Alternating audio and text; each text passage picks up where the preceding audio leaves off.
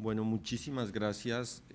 a la universidad, por supuesto, profesor Alejandro Saiz, a todo el equipo del área de Derecho Constitucional y a quienes me acompañan en la mesa, Laura,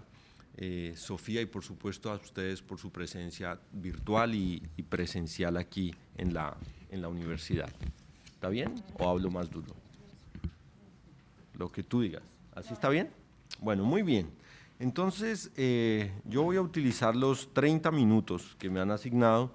para sostener que, digamos, mi tesis fundamental en esta conferencia es que tradicionalmente el Poder Judicial latinoamericano ha estado sometido a presiones y atenciones especiales cuando se trata de su rol de preservación de la democracia frente a fenómenos de constitucionalismo abusivo, de constitucionalismo autoritario, pero que la pandemia significó una verdadera tragedia democrática que agravó esas tensiones por múltiples factores a los que me referiré más adelante y que entonces ahora hablamos de unos ataques más fuertes al Poder Judicial, de invasión, cooptación directa y, por qué no, eliminación directa de los tribunales, que demuestran el costo de la independencia judicial como prerequisito de un rol transformador y de preservación democrática del Poder Judicial, de manera que contamos, por ejemplo, con muy buenos estándares interamericanos sobre independencia judicial, pero en muchos de los casos con muy pocas condiciones institucionales para hacerlos efectivos. Entonces yo voy a dividir mi intervención en 5 partes, un poco la que hubiera sido la conferencia antes de la pandemia, sobre independencia judicial y el rol de la independencia judicial en la contención del constitucionalismo abusivo y autoritario. En segundo lugar, la que sería la conferencia que haríamos hoy, que es la que haríamos hoy después de la pandemia, donde hablaríamos de la tragedia democrática y del rol del Poder Judicial en la contención del autoritarismo. Y cómo la tercera parte, esa tragedia democrática afecta al rol del poder Judicial en buscar el equilibrio de las ecuaciones democrática, política y social latinoamericana. Aún así me referiré en cuarto lugar a algunas buenas prácticas judiciales, es decir, como al deber de esperanza que tenemos todos los constitucionalistas, y cerraré con unas reflexiones sobre la independencia judicial y lo que he llamado pues el costo de la independencia judicial y su rol como prerequisito de una función transformadora y de preservación democrática del Poder Judicial. Entonces, la conferencia, la primera parte sería la conferencia en la visión hasta antes de la pandemia, y entonces yo creo que ahí tomaría en primer lugar unas notas metodológicas o unas notas contextuales, Laura, diciendo en primer lugar en contra de la literatura estándar que se refiere a procesos globales de erosión democrática. La erosión democrática es en América Latina distinta de la erosión democrática europea, polaca, húngara, en fin, y también de la erosión democrática donde se ha producido la mayor parte de la literatura sobre erosión democrática contemporánea, que es la erosión democrática que algunos estudios veían en los Estados Unidos y muy especialmente en los Estados Unidos de Trump. Y podría decir muchas cosas de por qué nuestra erosión democrática es distinta. Diría, por ejemplo, para empezar un diálogo con Laura, es fundamentalmente distinta en América Latina en tanto que nuestro sistema de protección de los derechos humanos no tiene un respaldo en un sistema de integración económica que, como tú decías,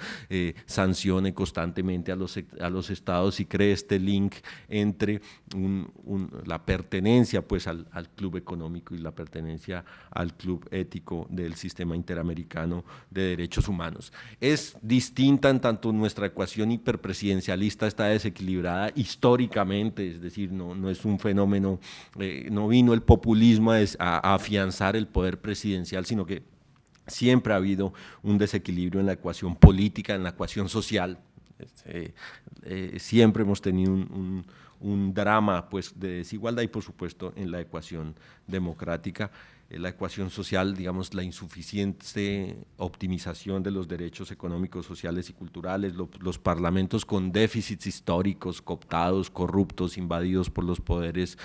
armados, paramilitares, en fin. Entonces, pondría unas notas especialmente diciendo, desde luego que podemos dialogar y que el marco teórico conceptual de la erosión democrática nos permite entender nuestros problemas y nuestras dificultades y nos permite entender a Hungría y a Polonia, pero siempre levantando la mano y diciendo, bueno, tenemos algo de distinto, tenemos algunas particularidades que quizás hacen que nuestra erosión democrática, no digo si es más grave, menos grave, pero es distinta institucionalmente hablando. Y en ese contexto, antes de la pandemia de erosión democrática, yo habría dicho, bueno, el rol de los jueces es intentar equilibrar esas tres ecuaciones, ¿no? Entonces, en el desequilibrio en materia de DESCA, pues una labor más activista, poner el foco en los grupos desaventajados que no tienen interés para el poder político, contener los retrocesos democráticos, incluso una función conservadora pero preservadora de la democracia frente al retroceso democrático. En algunos casos donde se intenta avanzar las promesas sociales de la Constitución o sistemas de transición, entonces un rol de equilibrio entre los proyectos viejos y los nuevos. Y diría que nuestros tribunales se estaban enfrentando pues a fenómenos de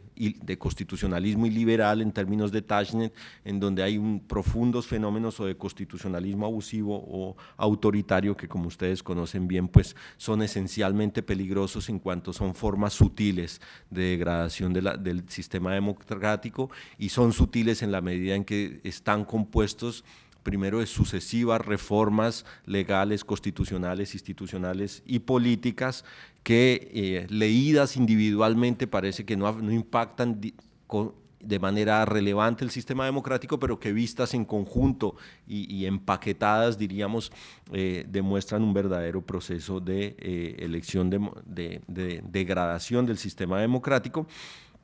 Y lo más importante en términos de independencia judicial antes de la pandemia es que habría dicho, bueno, y aquellos tribunales que actúan en contextos de constitucionalismo abusivo o constitucionalismo autoritario son tribunales que enfrentan amenazas muy fuertes a su independencia, especialmente porque intentan primero ser cooptados por el titular del proyecto político, ¿no? Empaquetados en esa traducción mala del packing the core, intentan ser empaquetados, son amenazados, en fin, se minan los estándares interamericanos de permanencia en el cargo, de estabilidad, en fin, de asignación salarial. Y diría que lo que tendríamos que hacer entonces era denunciar esos fenómenos de constitucionalismo abusivo, rechazar, como dije el martes, la idea de un constitucionalismo del bien común para América Latina que plantea el reforzamiento del poder ejecutivo en contextos de crisis económicas, sociales, políticas, ambientales, y que era muy importante avanzar la movilización social para denunciar los tribunales cooptados, para proteger a los tribunales amenazados, en fin, para proteger a los poderes judiciales, y que en eso teníamos como aliados pues a las ONGs, a la sociedad civil, al sistema interamericano y muy especialmente pues incluso a los otros tribunales. Pero lo que yo creo, y esta es la segunda parte de mi intervención, es que ese rol asignado a los tribunales en lo que llamaríamos el contexto de la normalidad democrática latinoamericana, normalidad democrática erosionada, ese contexto y ese rol cambia profundamente después de la pandemia, porque yo considero que la pandemia fue, además pues, de una tragedia humana, una tragedia especialmente democrática. Es decir, en América Latina, aunque nunca ha habido, repito, equilibrio en las ecuaciones ni democrática, ni política, ni social, entonces yo creo que el lenguaje y el lenguaje ha cambiado porque han cambiado los fenómenos sociales, y entonces ahora hablamos no solo del hiperpresidencialismo, sino de fenómenos muy claros de autoritarismo, en fin, y de una amenaza muy consolidada, diría yo, al sistema democrático. Y especialmente eso se produjo porque la pandemia creó un escenario fabuloso para que se abusara todavía más de los mecanismos constitucionales, de nuevo de los mecanismos liberales constitucionales de reacción a las emergencias. No importa si los países tenían un modelo constitucional de estado de emergencia, un modelo de legislación de emergencia, un modelo legislativo o un modelo de legislación ad hoc urgente, en todos los países se abusó de los estados de excepción, de los estados de emergencia, y eso tiene un efecto sobre la ecuación democrática. Si alguien pensaba que había un país de América Latina en el que la ecuación democrática estaba medianamente desequilibrada, esa ecuación se desequilibró. Pero la mayor parte de los países estaba en un segundo escenario, en una ecuación desequilibrada contenida en el que se profundizó ese desequilibrio. Yo creo que es lo que ocurrió pues en México, en Ecuador, en Bolivia y por supuesto también en Colombia. Y lo que más nos preocupa y de lo que seguramente se hablará más adelante es de aquellos países en los que había un desequilibrio profundo en la ecuación, pero han dado el paso, estaban al borde del abismo y han dado decididamente un paso al frente hacia dictaduras o procesos muy consolidados de autoritarismo, que es lo que yo creo pues que ha ocurrido o venía ocurriendo en Venezuela, muy especialmente en Salvador. Y en Nicaragua. Entonces, en mi concepto, la pandemia fue una verdadera tragedia democrática, es decir, una tragedia democrática que estuvo alimentada del miedo, del temor de la población a la enfermedad, de la restricción a la movilización ciudadana, de la restricción al derecho pues, a manifestarse públicamente, de un cierto aumento de la tolerancia al autoritarismo en un contexto a la autoridad y al autoritarismo en un contexto en el que la población confía en que alguien tome decisiones correctas para proteger la salud general de la población, de un proceso mucho más pronunciado de concentración de poderes en el poder ejecutivo, de una pérdida del espacio público, de una prensa con información limitada, de un aumento del rol protagonista en la vida social de las fuerzas militares, de la policía, del ejército, en fin, de los actores militares y muy especialmente de la normalización del control y de la penalización de ciertas actividades, es decir, frente a la recomendación más básica, ¿no? Quédate en casa y lávate las manos. Bueno, pero si no te quedas en casa y sales a la calle, entonces vas a la cárcel, vas detenido porque allí vas a tener un escenario muy propicio para que te cuiden, no te contagies, en fin. Entonces, la penalización de la vida social. Y entonces, en ese contexto, pues las ecuaciones profundamente desequilibradas, la ecuación democrática, la ecuación política, la ecuación social, aumentan su desequilibrio de tal manera que, como he sostenido, pues dejamos de hablar de meros constitucionalismos abusivos y hablamos más de constitucionalismos autoritarios, de autoritarismos y de la consolidación de procesos dictatoriales en países como Nicaragua, como Venezuela y por supuesto en El Salvador. Entonces, en ese contexto yo creo que aún así, en el marco de esa tragedia democrática hubo algunas buenas prácticas judiciales que nos permiten tener cierto nivel de esperanza en el rol de unas judicaturas independientes y en su función de preservación del sistema democrático, repito, incluso en ese contexto de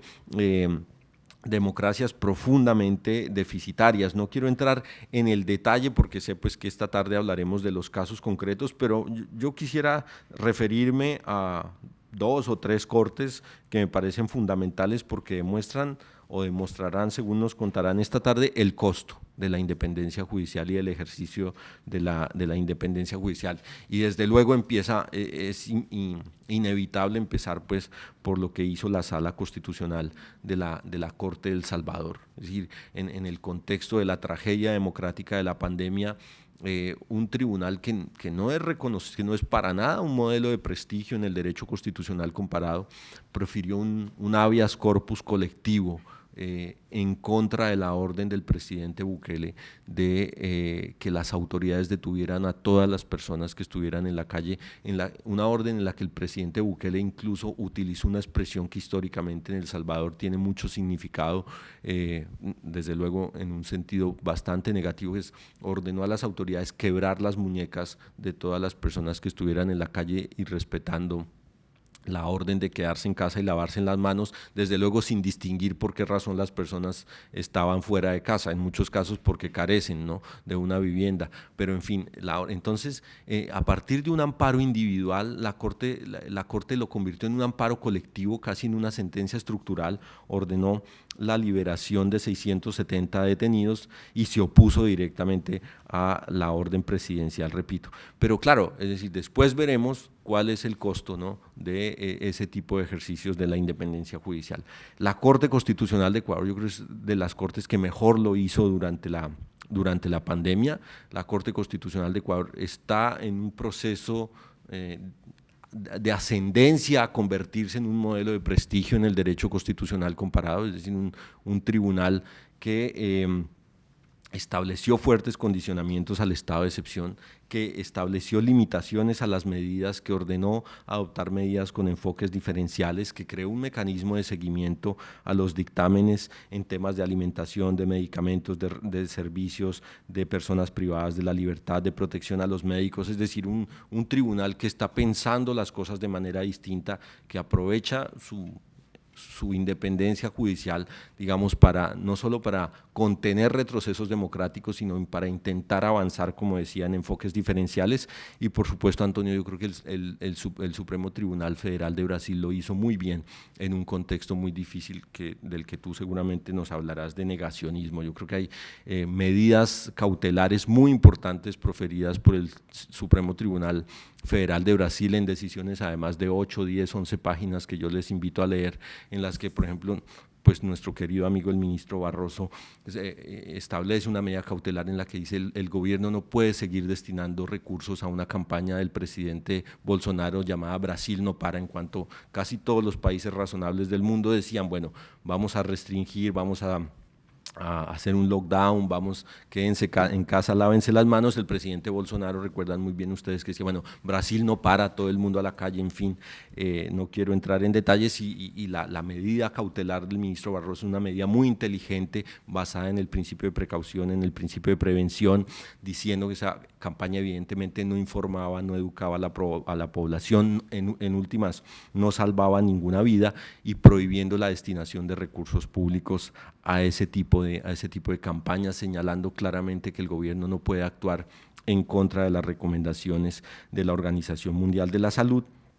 que cuando se trata de la información en una pandemia, esta información no es política, sino que el Ejecutivo debe divulgar la información técnica, y que no se trataba de elegir entre dos medidas idóneas, la campaña Brasil no para y las medidas de restricción, sino entre una que protegía la vida de las personas, el aislamiento, y otra que desde luego que no